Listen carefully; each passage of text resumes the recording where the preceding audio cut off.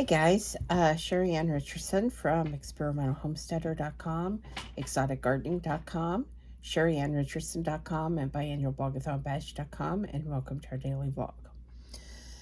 I have several thoughts on my mind, but first, if you have not seen the printable video for my Etsy shop that I did, I want to show you really quick a couple of the items that are in the shop. This is a spring social distancing bucket list. Super cute. I put it in a binder to help me keep track of it. You could certainly do that. Make a lot of printables and put them in a binder, but you don't have to. The other item that I am super excited about, and I did make this into a binder. I suspect that people that buy it will want to do the same, but I don't know. So I wanted to share my idea with people of what I would do if I was buying this printable. This is a Plant Mom journal, and the binder doesn't have to be real big. It can certainly grow with you. And inside of this, let's see if I can fold this back and make this easier. There are charts of houseplants, ones that are hard to kill, ones that are easy to care for, ones that purify the air, ones that are toxic to pets. There's a daily journal that you could print out as many of these as you need. There's a plant repotting tracker. I don't know why I keep saying tractor today instead of tracker, but anyway, that's what I'm doing. There is a talking to my plants sheet. There is a plant care sheet and a plant sitter care notes, so that if you have to have a sitter watch your plants, they know what to do. There's a wish list and a shopping list. So here you can put the plants you want, and over here you can put the items you need, such as potting soil, vermiculite if you use it, pots, all different kinds of things like that. There are plant labels that I suggest laminating and putting one on each one of your plant pots. And then there is plant profiles. There are actually two different pages. Two different plant profile pages, and then there's a plant log page. And oh, that's the house plant log page. Two different journals, and I guess this is not a journal. I guess this is a plant profile, so sorry about that. You can print out as many of these pages as you want, or as few of these pages as you want. But I think it's a really great way to keep track of your house plants. You know, you can keep track of things like where you got them from, how much they cost you, propagation information, watering and fertilizing, all the things that you might need right here in this Plant Mom journal. It is on sale currently in my Etsy shop. That link is down in the description of this video if you're interested at all. As a matter of fact, all of my printables are on sale right now. And what's really great about the printables is you buy them, you can download them immediately. There's no waiting. And you can print them out. You can print out as many as you want. They are personal use only. But it's something that you can have instantly as soon as you pay for it. So I think that's great because I hate waiting on the mail.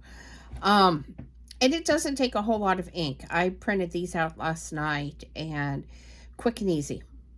So I just suggest that you don't print on draft if you have that option on your printer, because I actually did one on draft, and I'm going to show you. I was so disappointed.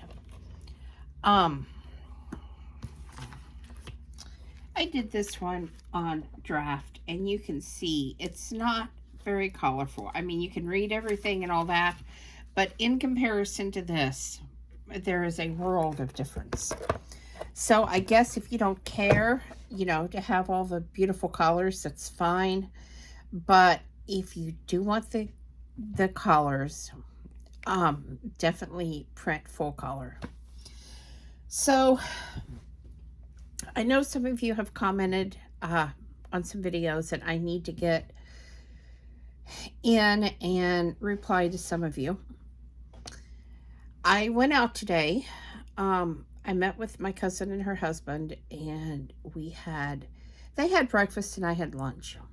um, so I woke up this morning feeling very, very depressed and sad and isolated. I've struggled with this since COVID and the lockdowns started. I was seeing someone and she has quit and moved on. And with the anxiety and other issues that I have, I just didn't feel like meeting someone new and starting the process all over again. So I'm trying to muddle through this myself, and I'm thinking that, you know, there must be an awful lot of you out there that are feeling isolated, are feeling lonely, are torn between going out and possibly getting COVID and just staying home. When we had COVID, we tried the grocery delivery, and some of it went just fine. We had one incident where I was trying to help Jeff print out the paperwork he needed for work, and the shopper tried to call and message. The phone call and the message did not come through. I did not see it. I, in part, wasn't paying attention because I had put on the form when I ordered, do not substitute. Well, this shopper decided to substitute, and I was very upset, needless to say. So I tried to stop her, and she said, well, it's too late. So she brought the substitution, which I did not want. And I ended up calling the store and letting them know what had happened. They said that they would credit my card. I said, we have COVID. It's still sitting outside. If you want to send someone back to pick it up, we don't want it. And they told me to basically donate it. So I gave it to somebody, my neighbor that I knew could probably get some use out of it. And I had to actually call the credit card company to get that removed off of my bill. Well, of course, then it made me feel like if I can't babysit my phone, maybe I shouldn't order for delivery, because they don't always pay attention to what you put down. Do not substitute. Now, the first shopper that I had, she was absolutely wonderful. She messaged me. She was able to get through to me. And she messaged me before she even got there and let me know she was on her way to the store and asked if I had forgotten anything on my list, which I thought was great because I had wanted some hand sanitizer only because we had COVID.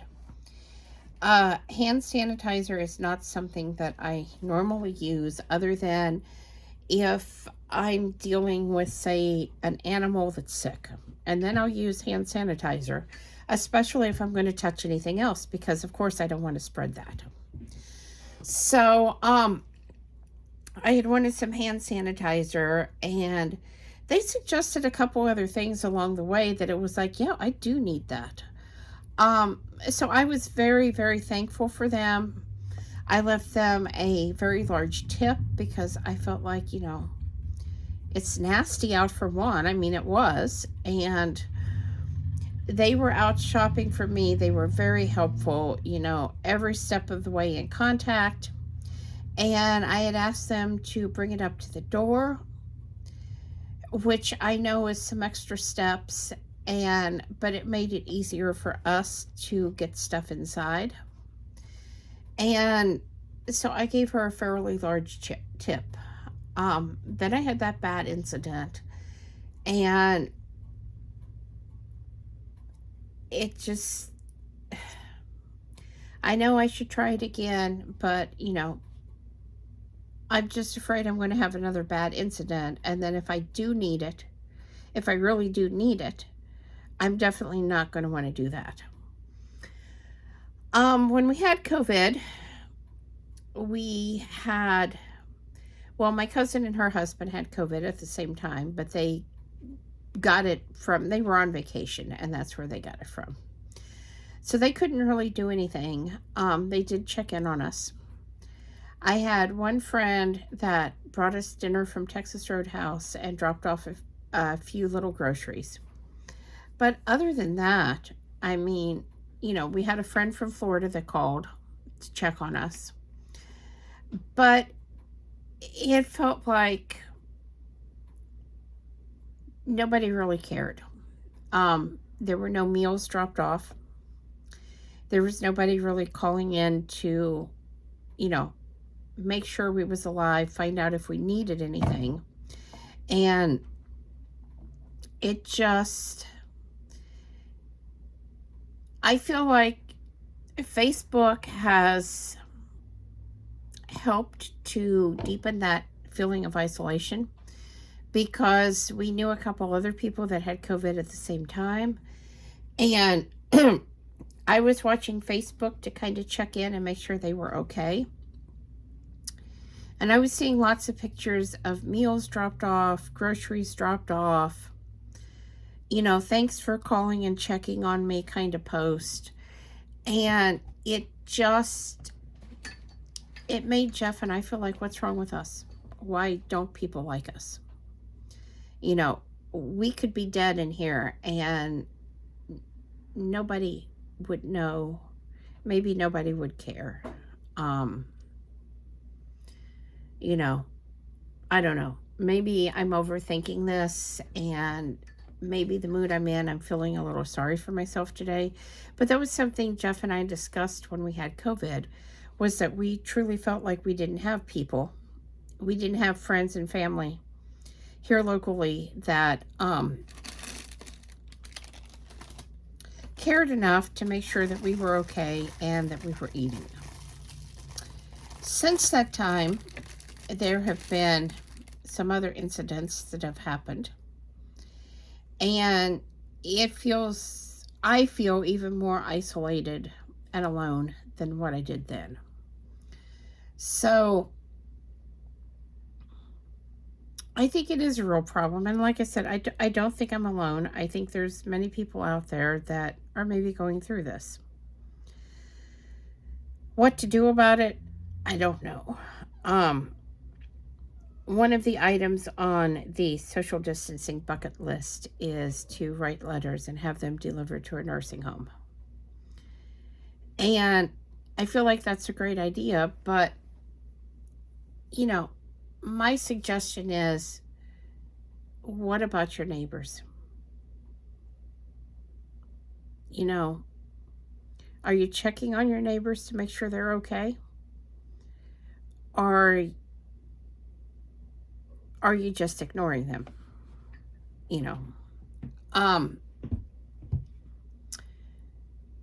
I feel like it's going to get a lot worse than what it is. And if people don't care now about other people that they know, what's it going to be like then? That's a scary thought. Are people going to target people that they know are pretty isolated and don't have people checking on them? Because, they can come in and get the supplies and the groceries that they need, and it could be weeks or months before anybody figures out something has happened. So I think the way to get through this is to stand together as a community. If you have a neighbor who grows a garden, ask if you can go over and help plant, weed, water, all the things. I don't know a person that likes to actually weed their garden, but it's a necessity to do. Ask if you can help them out and trade for some of the produce. There are some that may say no because, they want to keep it all to themselves. But most gardeners are very, very generous and are going to say, sure, you want to come and help? That's fine. Community gardens. Um, they may be on private land. There may be issues why people don't want you on their land or in their garden. But if you don't reach out, you're not going to know. Another option is maybe they don't want you in their garden, but maybe they have something else that you could do. Moving something they can't lift, helping to mow their yard, going to the grocery store for them. They may have other things that you can do that they're willing to give you produce or even pay you to do. So it's, I think it's essential that people stand together in a community because that's who you're going to have. And if there's no food at the grocery store, you're going to have your local farmers, your local gardeners that may or may not have enough to supply all the demand. I really feel like if you have not learned to can or dehydrate food at this point, that should be a priority for you. Learn how to preserve the excess food that you have, even if it's in teeny tiny amounts. I once had a friend tell me that every time she made fried chicken, she poured that grease off into a little container and she put it in the freezer. Bacon grease is the same way. But the fried chicken grease she did that with, and she would leave enough to make gravy, but she didn't need it all. So the next time that they had a different type of chicken, or she needed a little bit of chicken grease, she could just open up her freezer and get that out. She saved all of her bones. It didn't matter what kind of meat, all of her bones. Chicken carcasses, turkey carcasses, all of that. And that's truthfully how I learned to make bone broth, because she told me what she did. And her mother did the same. And I found out there is so much meat left on a chicken and turkey carcass that maybe you don't realize. Because before she told me this, I used to throw them out to the cats. We get 30, 40 cats or more dropped off here every single spring. Some pregnant, some with kittens, some just old. And so I used to throw these carcasses outside to help feed them. And then she told me, and I gave it a try, and I was just amazed. I used to can the chicken and turkey. But in the past couple of years, just because so much has been going on, I've been breaking it up into meal-sized little freezer bags. Well, actually, they're storage bags, sandwich bags. Little amounts of whatever I would use, say, for chicken or turkey and noodles, pot pies, things like that. And I've been shredding it and putting it in these little bags and rolling them up and putting those inside of big freezer bags and just freezing it. Now, if the power goes down, I know how to can that meat and I could still can it. But I found that it was easier for me because I'm having trouble lifting my canner. And so I found it was easier for me to just freeze it.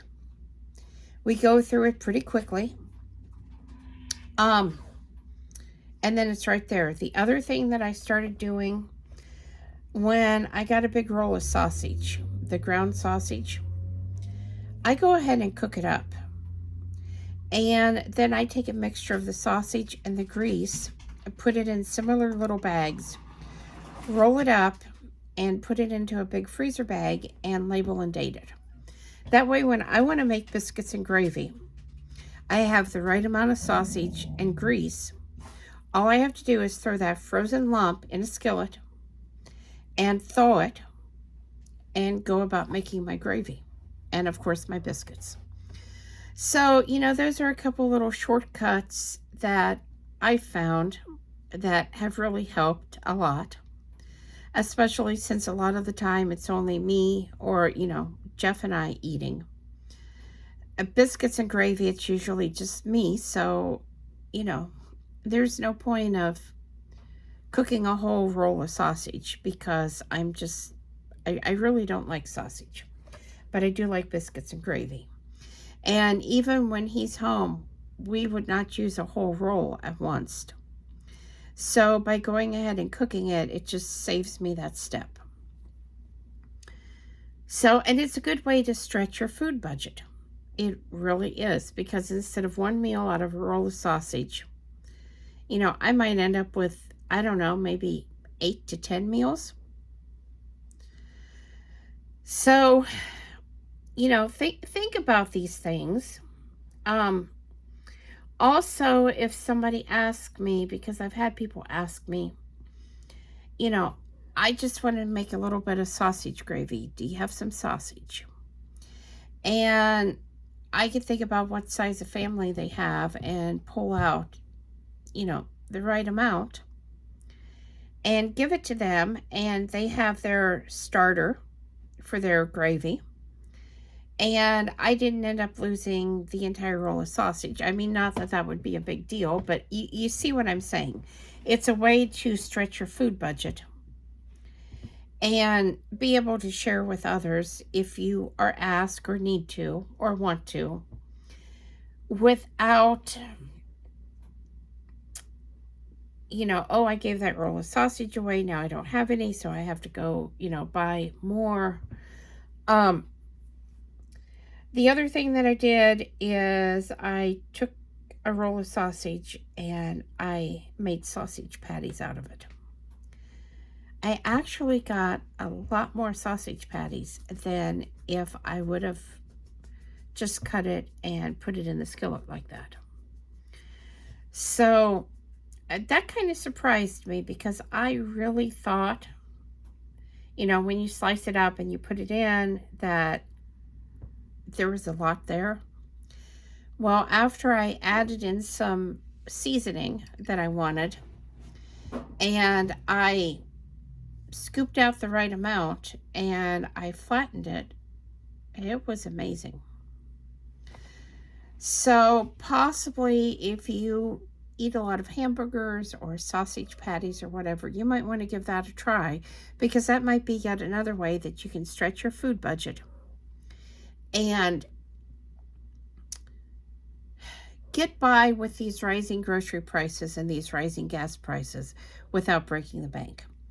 Anyway, guys, I hope this video has been helpful. I hope you will subscribe. Thumbs up, thumbs down, comments below. Thanks for watching and have a great night. We'll see you tomorrow with another daily vlog.